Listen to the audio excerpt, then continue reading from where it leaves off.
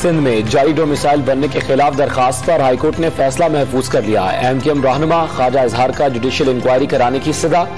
सिंध हुकूमत से किसी भी मुआहदे की तरदीद। वाज़ेह कर दिया, सियासी अंडरस्टैंडिंग कभी भी खत्म हो सकती है।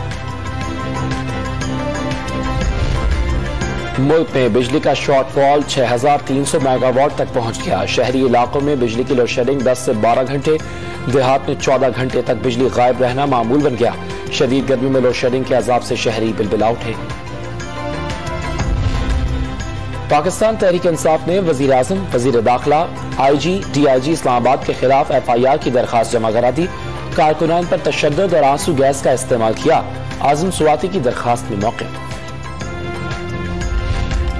पेट्रोलियम मसनूआत की कीमतों में इजाफे के बाद महंगाई की सूरत हाल। वज़ीर आज़म शहबाज शरीफ ने वजारत खजाना, पेट्रोलियम और वजारत मनसूबाबंदी का इजलास तलब कर लिया। बिजली की कीमतों समेत मईशत पर असरात का जायजा लिया जाएगा। वज़ीर आला पंजाब का सूबे भर में सस्ते आटे की सप्लाई बेहतर बनाने का हुक्म। तहरीक इंसाफ के दौरे हुकूमत में कायम किया गया एसेट्स रिकवरी यूनिट ने 3 साल में 426 अरब रुपए रिकवर किए।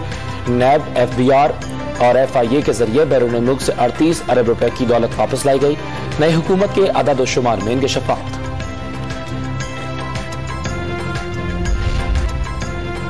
पुलिस ने पसंद की शादी करने वाली निम्रा काजमी को सिंध हाई कोर्ट में पेश कर दिया। उम्र 18 साल होने का दावा। अदालत ने TB टेस्ट तक शेल्टर होम भेज दिया। दुआ ज़हरा की अदम बाजियाबी पर IG को हटाने का हुक्म।